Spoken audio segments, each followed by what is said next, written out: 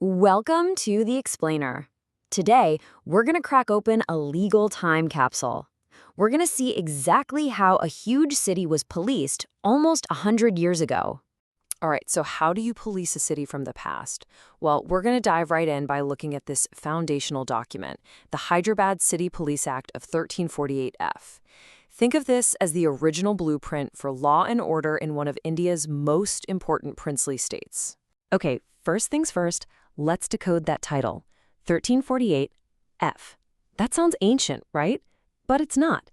It's from the Fosli calendar, and it translates to 1939. So this sets the scene for us right on the brink of World War II. You can just imagine the global tension. This document is a fascinating snapshot of society's rules right before everything was about to change in a big way.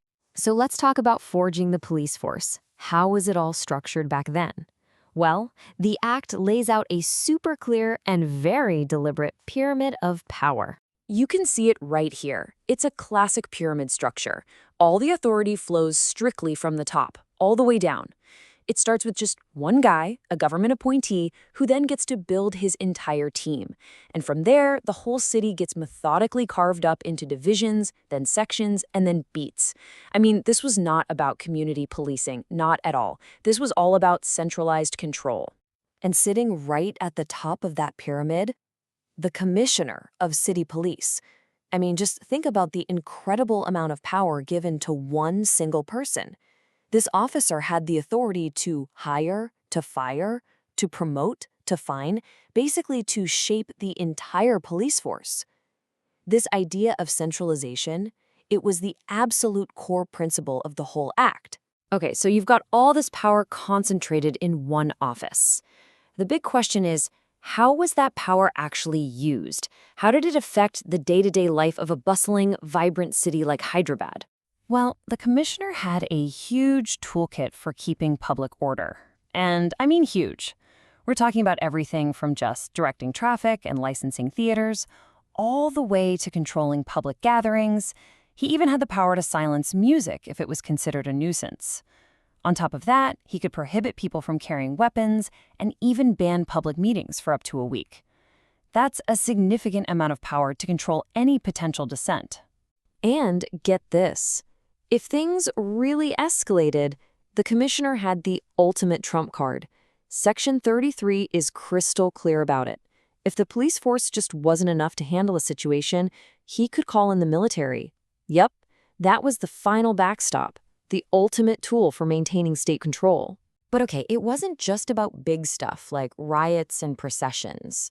This act reached deep, I mean really deep, into the everyday lives of regular people in Hyderabad. It actually criminalized behaviors that, well, they might really surprise you today. Some of the offenses, they're pretty familiar. Take Section 59, which deals with willful trespass on property. Pretty straightforward, right? It was a minor offense, and it would get you a fine of up to 20 rupees. But then there were others that were taken very seriously. For example, raising a false alarm of fire. That wasn't just treated as a prank. Nope. It was a crime that could actually land you in jail for up to 3 months. That really shows you just how crucial public safety services, like the fire brigade, were considered back then. Okay, this next one is fantastic. The law even regulated recreation. Seriously. Under Section 66, you could be fined up to 50 rupees for flying a kite in a way that was seen as dangerous or could cause injury to a person or even an animal. It's such a great reminder that even the simplest pastimes were subject to the rules of public order. The act also had specific rules for the city's most vulnerable people. Section 69, for instance, made it an offense to beg for money in what was called an indecent manner, something like exposing a wound to get sympathy. And the punishment for that? Up to a month in prison. And hey, if you thought you could get away with cheating at a game of cards, you'd better think again. Section 75 made that an explicit crime. It was actually put on the same level as the formal offense of cheating under the Indian Penal Code. It seems the law was really concerned with honesty in, well, all its forms. So, we have seen the rules for the public, but here's the thing. This law wasn't just a one-way street. It also set up a really strict code of conduct for the police officers themselves to try and stamp out corruption Section 17 laid down some really clear financial rules. Police officers couldn't run a side business. They couldn't get involved in buying or selling property within the city. And they couldn't hold any other job. The message was loud and clear. Your one and only focus and your only paycheck had to come from being a police officer. And this is where you can really see how the act policed its own people. Look at this. An officer who made a baseless or vexatious arrest could face up to 6 months in prison. Now compare that to the 1-month maximum we saw for indecent begging. So, at least on paper, the law held police misconduct to an even higher standard than a lot of public offenses. So, when we look inside this legal time capsule, what do we really see? It's more than just a bunch of quirky, outdated rules, right? This 1939 Act was a truly foundational document. And yeah, while the fines for flying a kite are long gone, its core ideas about organization, discipline, and public order, well, they laid the groundwork for how policing would work in the region for decades to come.